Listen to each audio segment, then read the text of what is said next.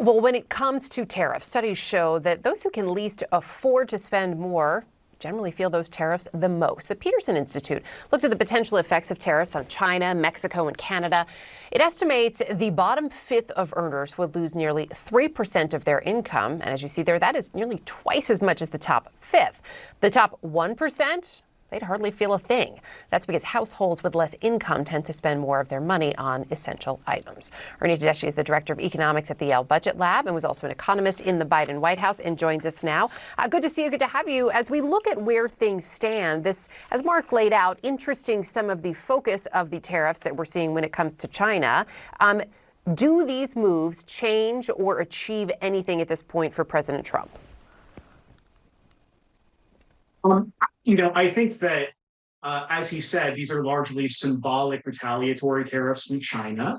Probably means that they are waiting to see if they can come to a deal, because Canada and Mexico were able to remove the tariffs on them with relatively few concessions on their part. In fact, both countries were able to remove those tariffs by basically reiterating things that they had already promised.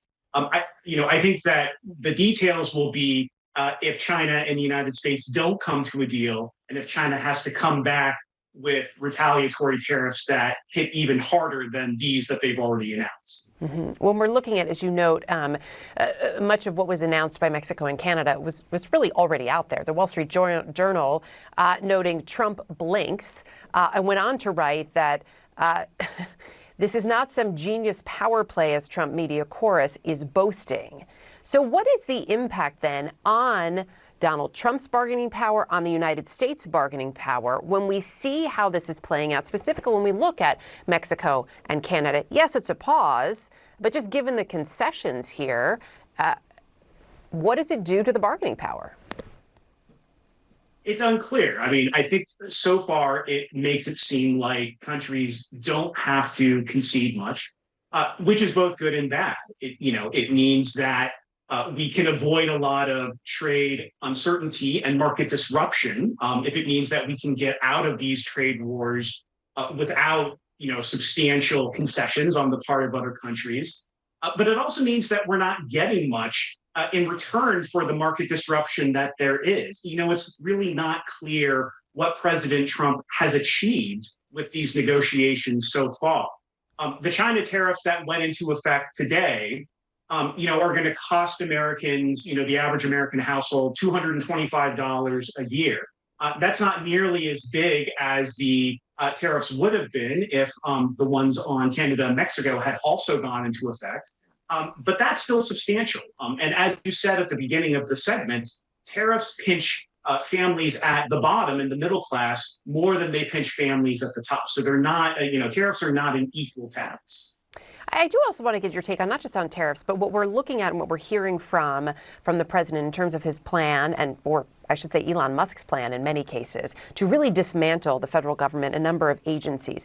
If they are successful in both shutting down large swaths of the government and also forcing out a number of government employees, how concerned are you about that impact on the economy in terms of people who will be without jobs? There are large parts of the economy that are dependent on federal grants. We often don't see the number of businesses that survive on federal contracts until those contracts dry up. So even pausing federal contracts, to ostensibly do a review of efficiency can cause major disruptions in the American economy. Putting aside the question of whether it's legal to do that or not, because, of course, federal grants have been authorized by Congress. Congress has given its blessing for that money to go out in the first place. It raises all sorts of economic and legal questions to do that.